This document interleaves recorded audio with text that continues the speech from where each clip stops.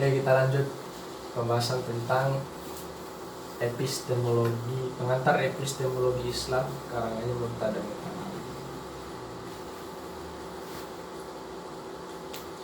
Kemarin kita sudah urai sedikit pengantar sebelum masuk ke bahasa epistemologi. Tapi untuk menjelaskan kejelasan kerangka lebih jelas, saya akan review kembali.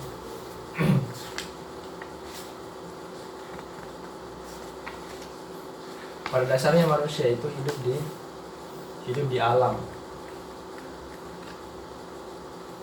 Pada dasarnya manusia hidup di alam dan manusia harus menerima kenyataan. Manusia harus menerima realitas. Dan di dalam realitas atau di alam itu sendiri memiliki banyak variabel, memiliki banyak perbedaan-perbedaan, ya. Baik itu perbedaan yang secara hakiki maupun perbedaan yang secara relatif, ya, atau perbedaan yang sementara, perbedaan yang sifatnya absolut atau mutlak. Perbedaan-perbedaan tersebut itu menjadi sebuah keniscayaan dalam kehidupan manusia. Karena perbedaan itu adalah sebuah keniscayaan, maka mau tidak mau manusia harus menerima yang namanya perbedaan. Karena ketika kita tidak menerima perbedaan atau menolak yang namanya perbedaan, atau kita menegasikan perbedaan tersebut, itu artinya kita menolak entitas daripada kehidupan itu atau eksistensi kehidupan. Dari salah satu eksistensi kehidupan, karakteristik kehidupan adalah sebuah perbedaan, ya. Tanpa adanya perbedaan, manusia tidak akan berada dalam keteraturan, tidak akan berada dalam sesuatu yang dinamakan sebagai keharmonisan. Maka untuk membutuhkan yang namanya keharmonisan dan kecocokan atau keteraturan, itu butuh namanya perbedaan. Makanya Tuhan menyebutkan bahwa Kau menciptakan manusia dan isinya itu berpasang-pasangan, gitu, ya. Jadi berpasang-pasangan dalam artian itu tidak berarti harus sama, ya. Tapi berpasang-pasangan itu harus berbeda. Antara laki-laki dengan perempuan itu berbeda. Kalau laki-laki sama laki-laki dia tidak cocok, ya. Tidak jodoh karena sama, ya. Spidol dengan papan itu pasangan. Kemudian sandal dengan kaki itu pasangan. Pulpen dengan tangan itu pasangan. Ya, nasi dengan ikan itu adalah pasangan, ya. Itu adalah perbedaan-perbedaan, entitas sebuah kehidupan, perwujudan dari sebuah kehidupan itu adalah sebuah perbedaan. Dan perbedaan-perbedaan itu bukan berarti dia menimbulkan atau dia mengakibatkan perpecahan dan pertentangan di dalam realitas, ya. Tetapi perbedaan itu akan menghadirkan sebuah kelengkapan hidup manusia, akan menghadirkan sebuah kecocokan dan keharmonisan dalam sebuah interaksi dan relasi sosial. Nah, karena perbedaan salah satu jenis atau salah satu yang menjadi titik krusial kita dalam hal perbedaan itu, yaitu persoalan pendapat atau persoalan pemahaman, ya, atau keyakinan. Persoalan keyakinan. Jadi ini adalah hal yang paling fundamental, hal yang paling mendasar yang memungkinkan adanya sebuah perbedaan atau misalkan adanya sebuah perbedaan. Bicara persoalan keyakinan, kita tidak bisa tolak, kita tidak bisa membantah keyakinan seseorang. Itu menjadi sebuah prinsip dasar itu menjadi sebuah ideologi bagi individu-individu tertentu atau kelompok-kelompok tertentu yang tidak bisa kita bantah, yang tidak bisa kita tolak adanya. Ya, kita terima adanya perbedaan itu, kita terima adanya keyakinan yang berbeda dengan kita, ya, dan tidak mesti kemudian kita bertindak secara anarkis atau bertindak melawan perbedaan-perbedaan yang ada. Yang keyakinan, ya, kita harus terima perbedaan-perbedaan keyakinan itu, karena itu adalah sebuah keniscayaan dan realitas. Keyakinan-keyakinan yang berbeda itu berasal dari pemahaman, ya,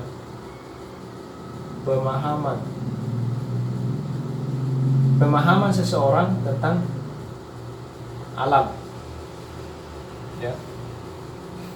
Pemahaman seseorang tentang alam melahirkan sebuah keyakinan. Keyakinan ini akan mendorong kehendak manusia dalam bertindak, ya, dalam bertindak. Jadi di alam menimbulkan sebuah perbedaan keyakinan, sementara keyakinan itu berasal dari pemahaman manusia yang kemudian menginterpretasi persoalan alam, ya. Di alam ini banyak, ada sejarah dan kemarin, sejarah manusia, sosial, dan agama, ya. Itu. Nah, perbedaan pemahaman atau kita sebut sebagai pandangan dunia,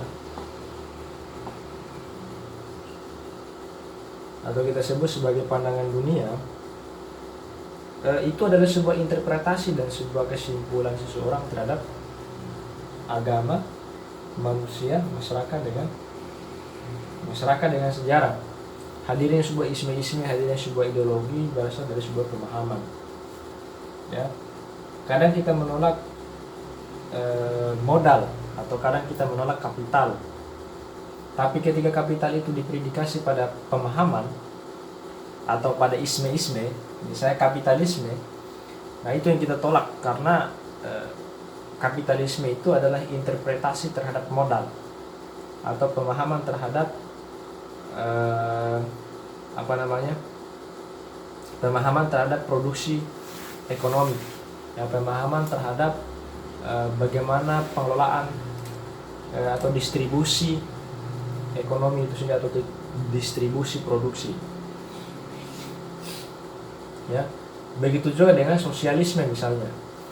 Kita tidak menolak sosialnya, karena kita sejatinya adalah makhluk sosial.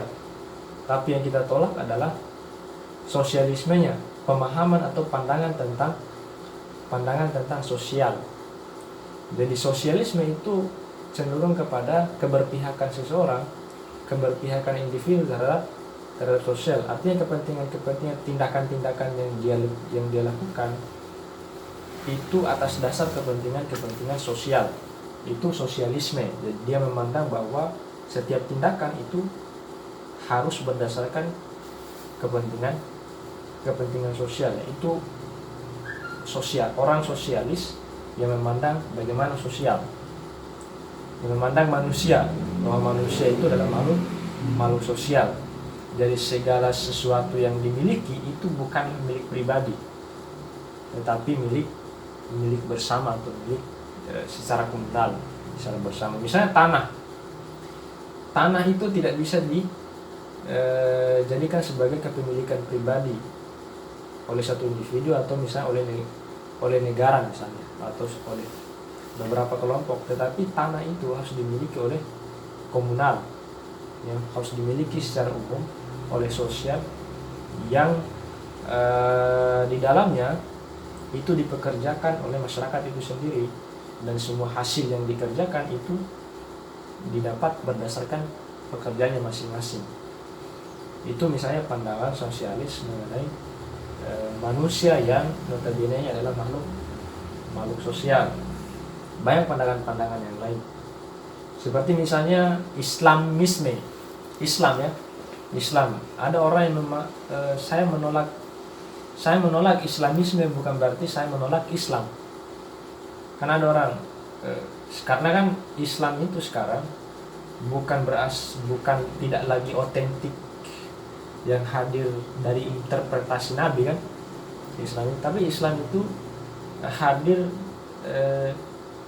dan disebarkan oleh otoritas agama, misalnya para ulama, ustaz, jadi yang memegang kekuasaan kebenaran dalam agama itu adalah ulama dan ustaz atau para kiai ya. Nah, yang menjadi soal adalah ulama mana yang harus kita dengar dan kiai mana yang harus kita dengar, atau ustaz mana yang kita dengar. Sementara kan banyak pandangan-pandangan para ulama, pandangan-pandangan para kiai dan ustaz mengenai mengenai agama Islam itu sendiri. Maka lahirlah sebenarnya orang yang menginterpretasi agama Islam itu disebut sebagai Islamisme, ya, Islamis gitu. Orang-orang Islamis, bukan orang-orang Islam, tapi orang-orang Islamis. Ya, orang-orang Islamis itu sifat manusia yang menginterpretasi Islam. Ya. Sementara Islamisme itu adalah pemahaman, ya, pemahaman suatu kelompok tentang misalnya interpretasi sebuah kelompok tentang Islam. Misalnya Hizbut Tahrir. Jadi Hizbut Tahrir itu dia menginterpretasikan Islam bahwa orang yang beragama Islam itu wajib mendirikan negara Islam misalnya. Tapi kadang ada orang ada sebagian orang yang menolak hal itu, ya kan? Bukan berarti sebagian orang itu menolak Islamnya, akan tetapi menolak pemahamannya tentang Islam, menolak pandangannya tentang Islam. Itu. Kemudian ya, banyaklah yang menginterpretasi Muhammadiyah misalnya, kemudian NU juga misalnya. NU mengatakan bahwa kita harus mempertahankan nilai-nilai luhur daripada Islam itu sendiri. Kita menjaga atau kita melakukan konservatisasi, ya, konservasi atau melindungi, yang mempertahankan nilai-nilai luhur dan nilai-nilai kebudayaan di dalam Islam itu sendiri. Ya, sementara Muhammadiyah itu memahami Islam secara moderat, ya, secara berkemajuan. Jadi Islam itu harus kontekstual dengan zaman. Itu dipahami. Bukan berarti kita menolak Muhammadiyah, bukan berarti kita menolak Islam. Kita menolak NU bukan berarti kita menolak Islam, tetapi kita mengkritisi atau kita menolak tentang interpretasi mereka tentang Islam, tentang agama Islam. Nah, di sini letak pemahaman atau pandangan dunia itu. Jadi pandangan dunia itu melahirkan keyakinan yang berbeda atau ideologi yang berbeda tentang agama, sejarah, masyarakat. Begitu pula dengan sejarah misalnya. Sejarah itu kan banyak sekali orang yang kemudian mendistorsi sejarah kan. Misalnya sejarah PKI. Sejarah PKI itu kadang ada orang yang mengatakan bahwa sejarah PKI itu hanya sebuah film yang difilmkan dan itu tidak otentik atau tidak asli, tidak berdasarkan kisah nyatanya. Ada orang juga mengatakan itu asli itu. Nah, itu kontroversi seperti itu kan, terutama dalam buku-buku sejarah mengenai perjalanan pemberontakan PKI itu kan tergantung daripada siapa yang mengarang. Nah, si A yang mengarang, misalnya si A ini pro dengan PKI, ya, tentunya dia mengarang PKI, dengan dia mengarang sejarah tentang PKI itu secara positif kan. Kalau misalkan si B misalnya tidak pro terhadap PKI, tentu dia mengarang sejarah tentang PKI itu secara negatif. Jadi positif negatif itu adalah perbedaan yang bersumber dari pemahaman atau pandangan dia tentang PKI yang melahirkan sebuah keyakinan. Itu bersama sejarah. Jadi sejarah itu tidak tergantung siapa yang menjadi pemegang otoritas yang menulis sejarah, kemudian yang menceritakan tentang hakikat manusia, yang menceritakan tentang alam, ya, yang menceritakan tentang agama. Jadi kebenaran otentik itu